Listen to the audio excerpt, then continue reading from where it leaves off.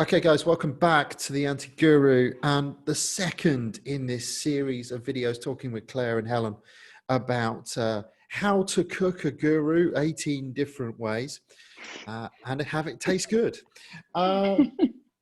Claire, Helen, welcome back.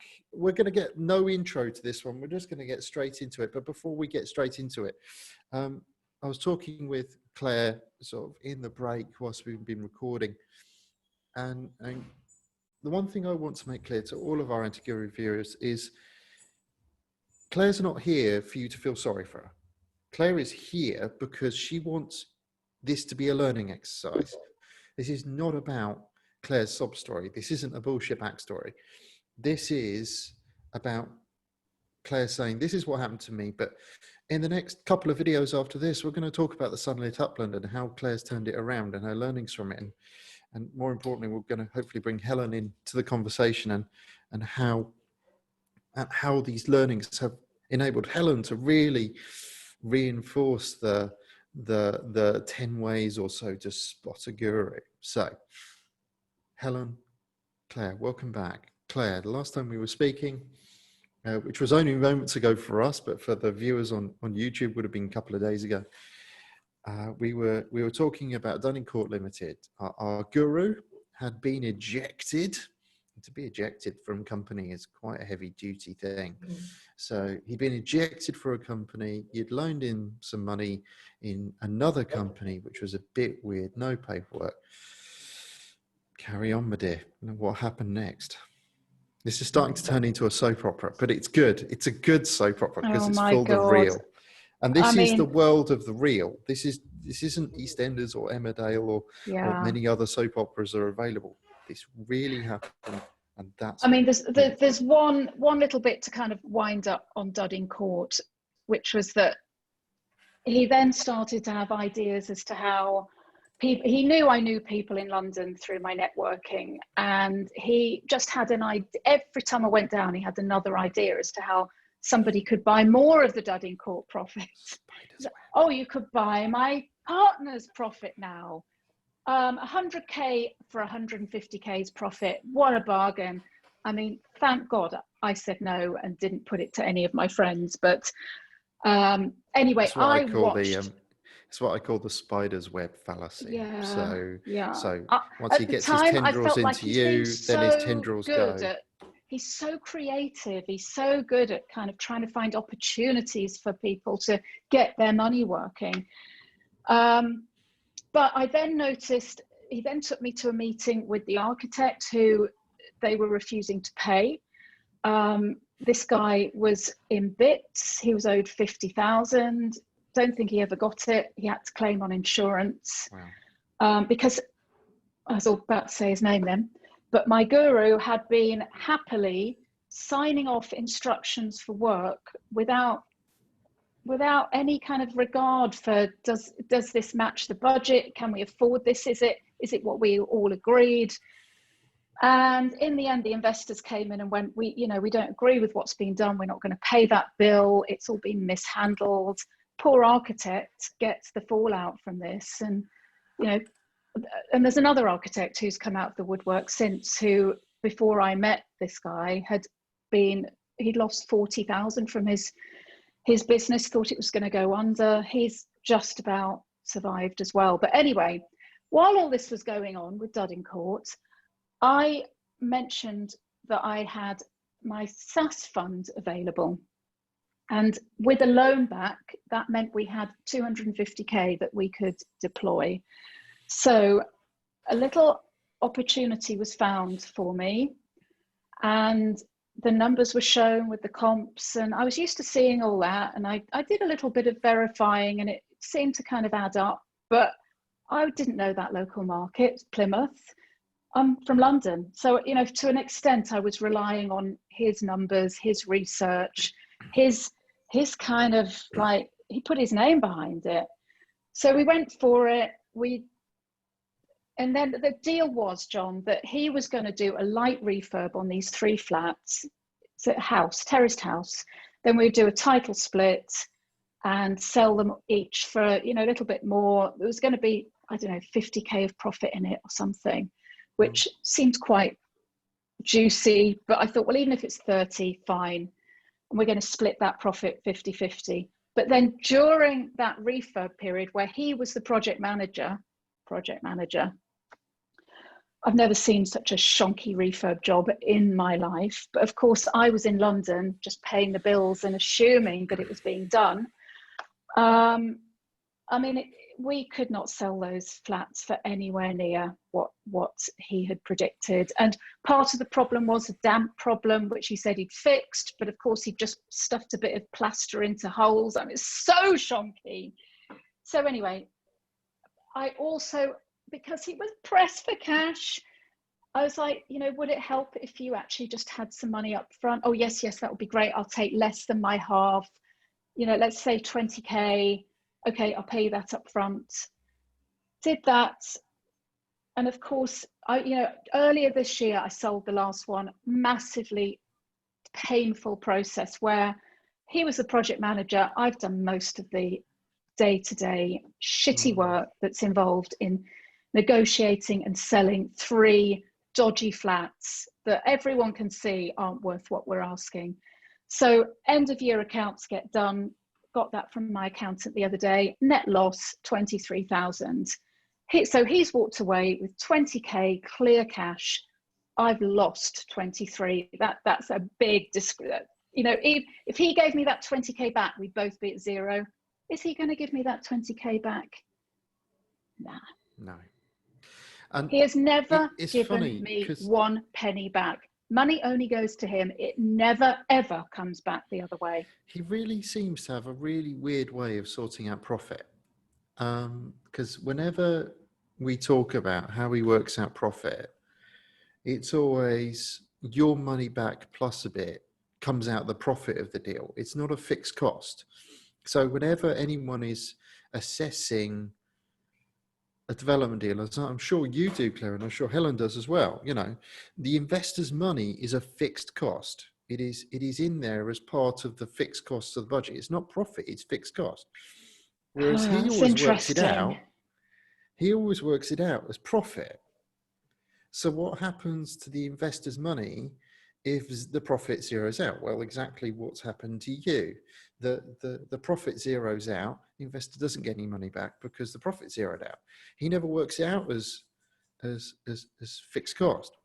No, which is where it's exactly right. He is this eternal optimist. That's saying it nicely, generously. The eternal sunshine of the spotless mind. Totally. I mean, in his eyes, every job he has ever costed has turned out to cost twice as much as he says. And when you press him on it, he'll go, well, I still think it could be done for that. Like Dudding Court, I don't know what it cost in the end, 1.4, 1.5 million to build. He, to the very end, he was going, well, I could have got somebody to do that for 600. I don't know how they got it to that much.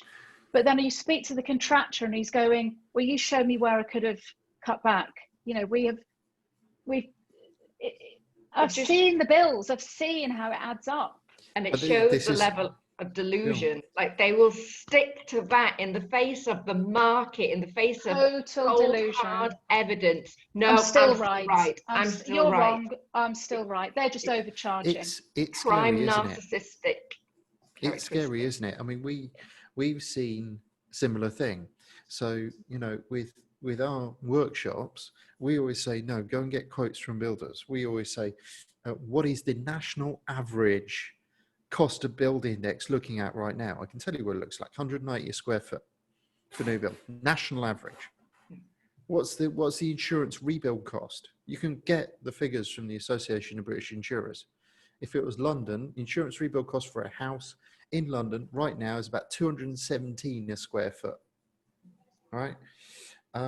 For Plymouth, and I know the Plymouth market really well because I'm doing 2 developments in Plymouth, Raglan Gate House and the Mounds. And for Plymouth City Council have been amazingly helpful.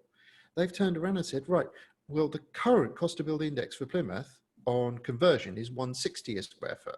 The current cost to build index, and that's basic conversion, not listed. The current cost to build index for new build in Plymouth is 140 a square foot because it's cheaper to build than it is to convert in Plymouth. but they've given us that data for free. That was a phone call saying, well, what's your current index?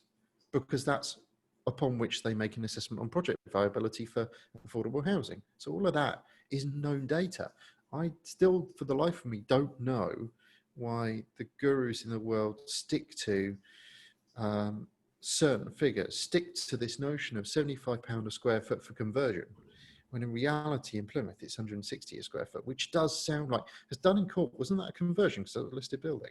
A listed conversion, yeah. Yeah, so that should have been in the region of about 170 a square foot based on Plymouth City Council's data on project viability, and that's based on all the projects that are done inside the City Council region over the course of a year. Yeah, that's how those figures are worked out.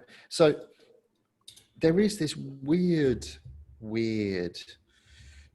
obsession with build cost and numbers that are easily rectified with a bit of DD. And the DD is Association of Insurers, talk to your council, or moreover, get quotes. See what the market's actually saying in that region. So very, very interesting. So we've had all of that, and you've come out with the deal. Now, where has it been left? I've got to deal with where has it been left with the guru? What is your relationship to the guru now? Are we now nicely divorced from the, using the pejorative term rather than the matrimonial term? Are you nicely business divorced from the guru now, or are you having to chase after him? No, total divorce. Stop chasing.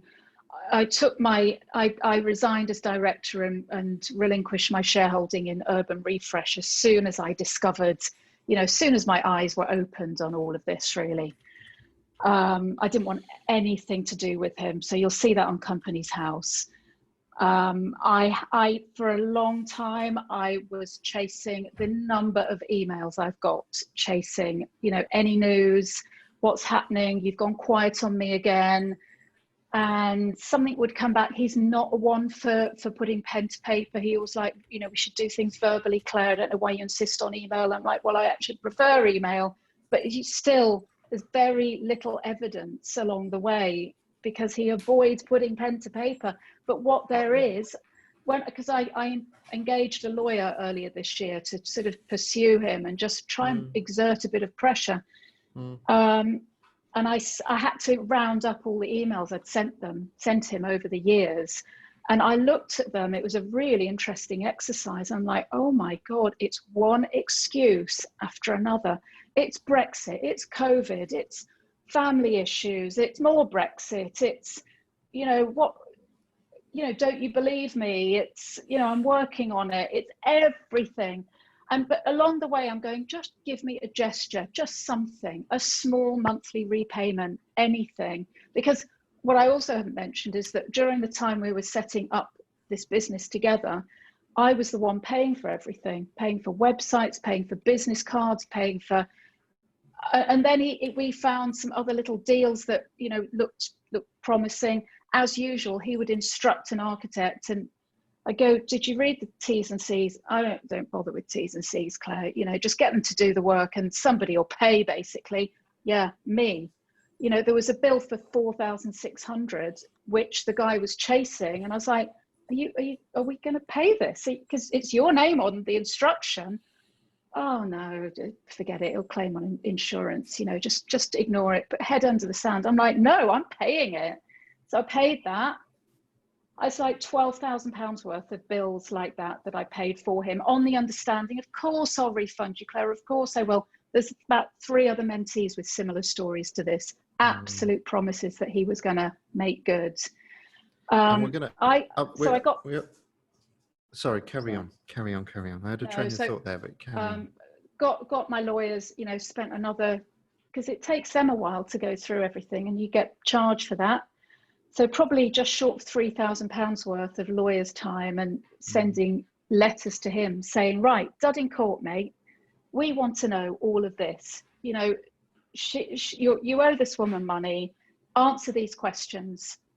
Oh, so what I've learned about lawyers and how to get around it, you just ignore it. Or you claim you never received it. Of course, they send it recorded delivery, but he goes, well, I moved since then. I didn't get it.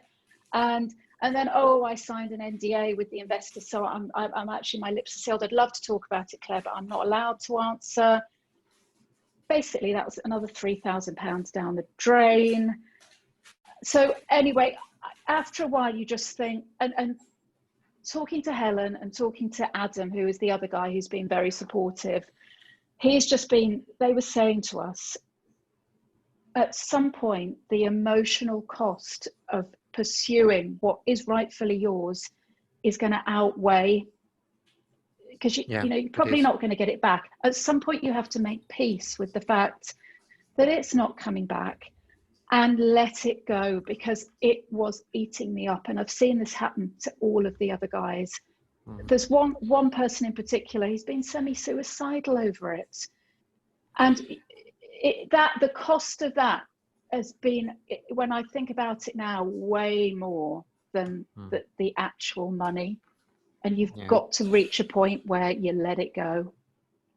I think that's a great moment to sort of end the downward spiral, as it were, because in the next couple of vids, we're going to be talking about Sunlit Upland and what you've done and what Helen has done to highlight things like this, and moreover, to get yourself out of the downward and into the upland, into the sunlit upland. There's one final thought from me before we sort of close out this vid, and that is this: right at the start, your scarcity was, I'm only having 2, and you know of 4. So lo and behold, that scarcity was artificial, I read as, because the 2 magically well, there were only 4. 2. The other 2 were a couple, so they count as 1, I think. Yeah. All right. Cool.